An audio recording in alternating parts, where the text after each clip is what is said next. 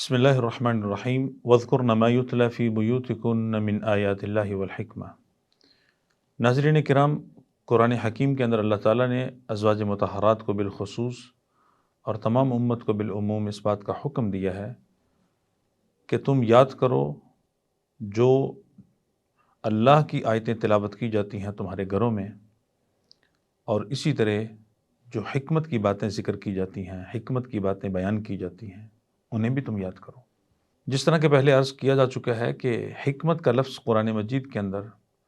قرآن مجید کی تعلیم کے ساتھ ساتھ سنت کی تعلیم پر دلالت کرتا ہے، اور حکمت نبی اکرم صلی اللہ علیہ وسلم کی سنتیں اور آپ کی احادیث، آپ کے فرامین، آپ صلی اللہ علیہ وسلم کی ادائیں، اور آپ صلی اللہ علیہ وسلم کے جو اوصاف حمیدہ ہیں، آپ کے خصائص ہیں، آپ کے معجزات ہیں،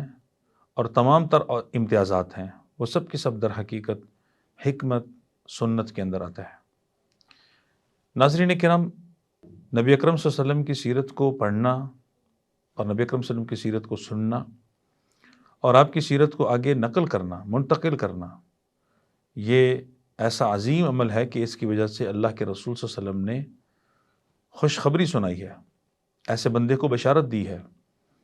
اور ایسے بندے کے لیے آپ صلی اللہ علیہ وسلم نے خود دعا کی ہے اللہ تعالیٰ سے، اور وہ دعا یہ ہے کہ اللہ تعالیٰ ایسے بندے کا چہرہ تر و تازہ رکھے، اسے خوش و خرم رکھے۔ سیدنا عبداللہ بن مسعود رضی اللہ تعالیٰ عنہ اس حدیث کے راوی ہیں، جامع ترمذی کی روایت ہے کہ نبی اکرم صلی اللہ علیہ وسلم نے فرمایا، نظر اللہ امرأ سمع مقالتی، کہ اللہ تعالیٰ اس بندے کے چہرے کو تر و تازہ رکھے۔ ایک اس کا ترجمہ مفہوم یہ ہے، دوسرا اس کا مفہوم یہ ہے کہ اللہ تعالیٰ نے ایسے بندے کے چہرے کو تر و تازہ کر دیا ہے، خوش کر دیا ہے کہ جس نے میری بات کو سنا۔ ماہ ربیع الاول کی مناسبت سے یہ ایک بہت سبق آموز بات ہے کہ ہم آپ علیہ الصلوۃ والسلام کی جو سنتیں ہیں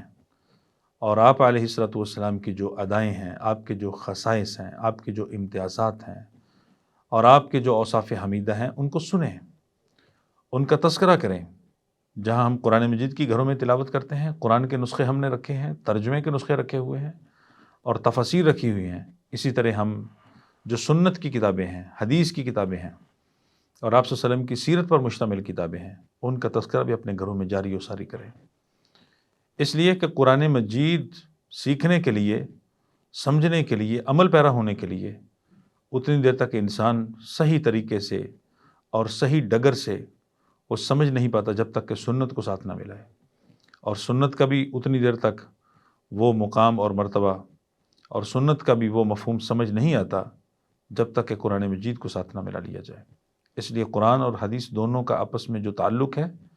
وہ انتہائی لازم و ملزوم کا تعلق ہے۔ تو ناظرین کرام، سیدنا عبداللہ بن مسعود رضی اللہ تعالیٰ عنہ اس دعائے نبوی کو روایت کرتے ہیں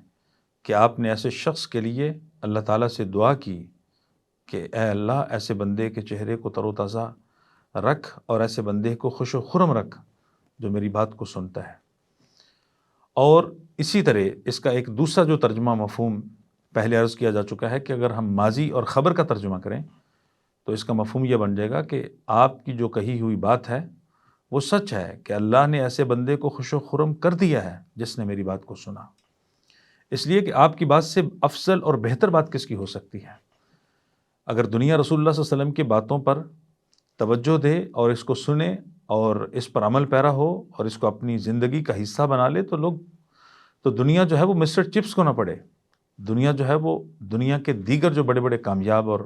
بڑے بڑے بزنس مین اور بڑے بڑے دنیا دار جو لوگ ہیں ان کی زندگی اور احوالی شخصی احوال کو نہ پڑے۔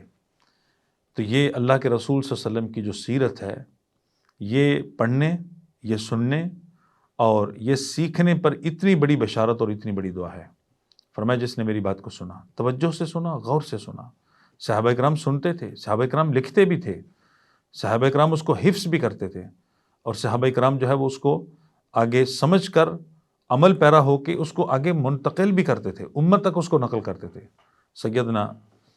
عبداللہ بن عمرو بن العاص رضی اللہ تعالیٰ عنہ لکھتے بھی تھے، یاد بھی کرتے تھے۔ سیدنا ابو ہریرہ رضی اللہ تعالیٰ عنہ لکھتے تھے،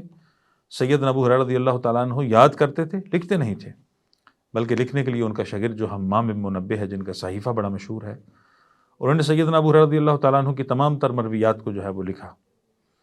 اسی طرح صحابہ کرام کے اندر ایک بہت بڑی تعداد کاتبین حدیث کی تھی، جیسے کاتبین قرآن ہے ایسے ہی کاتبین حدیث کی، اور کاتبین قرآن سے زیادہ جو تعداد ہے وہ کاتبین حدیث کی تعداد ہے، اور اس کی بے شمار مثالیں ہیں۔ تو یہ حدیث کو لکھنا، یعنی آپ صلی اللہ علیہ وسلم کی حدیث کو سننا، اس کو لکھنا، اس کو یاد کرنا، اس کو سمجھنا، اور پھر اس پر عمل پیرا ہو کے اس کو آگے پہنچانا، دوسری نسل تک اس کو منتقل کرنا، اور ظاہر سی بات ہے کہ بندہ جہاں بھی جائے اس کا حلقہ احباب اور اس کے حلقہ دوستاں جہاں جہاں بھی ہے، وہ اللہ کے رسول صلی اللہ علیہ وسلم کی موقع مناسبت کے اعتبار سے اللہ کے رسول کی اس حدیث کو، سیرت کو، سنت کو اگر ذکر کرے اور یہ بشارت ذہن میں رکھ لے تو انشاءاللہ العزیز اس کے لیے بہت بڑا اجر بھی ہے۔ اور یہ دنیا میں کسی کی سیرت اور کسی کی شخصی احوال اور کسی کی بایوگرافی اور کسی کی آپ بیتی پڑھنے پر اتنی فضیلت، بلکہ کچھ فضیلت نہیں ہے، بلکہ ساری کی ساری فضیلت آپ صلی اللہ علیہ وسلم کی سیرت، سیرت رسول، سیرت النبی، سیرت طیبہ کا مطالعہ کرنے، اس کو سمجھنے سمجھانے اور اس کو پڑھنے پڑھانے پر ہی ساری فضیلت ہے۔ تو ناظرین کرام، اس ایک حدیث کی روشنی میں اگر ہم دیکھ لیں تو آپ نے اتنی بڑی بشارت دی ہے کہ نظر اللہ امرأ سمع مقالتی، اور دوسری بات آپ نے یہ فرمائی کہ جس نے میری سنت کو، میری حدیث کو، میرے قول کو سنا اور پھر اس نے فحفظھا، اس کو یاد کیا اور حفظ کیا، پھر اس کے بعد آپ نے فرمایا کہ تیسرا اس نے کام یہ کیا کہ ووعاھا، میرے اس مقالے کو، میرے اس عمل کو، میرے اس قول کو اس نے سمجھا، اس کا فہم، اس کا تدبر، اس کی سمجھ بوجھ، اس کا درست معنی یہ معلوم کیا، اور پھر اس پر عمل کیا، واداھا، اور اس نے پھر اس کو ادا کر دیا، آگے منتقل کیا، یعنی اس نے تبلیغ اس کی جو ہے اس سنت کی آگے لوگوں تک نشر و اشاعت کی، اور سوشل میڈیا، پرنٹ میڈیا اور جتنے بھی ابلاغیات کے ذرائع ہیں اس کے ذریعے اس نے میری سنت کو عام کیا۔ آپ نے فرمایا کہ ایسے بندے کے لیے بشارت ہے کہ اللہ تعالیٰ اس کے چہرے کو تر و تازہ رکھے، یا اللہ نے اس بندے کے چہرے کو تر و تازہ کر دیا ہے۔ تو ناظرین کرام، اگر ہم اپنے چہروں کو، اپنے دل کی دنیا کو اور اپنی زندگی کو تر و تازہ کرنا چاہتے ہیں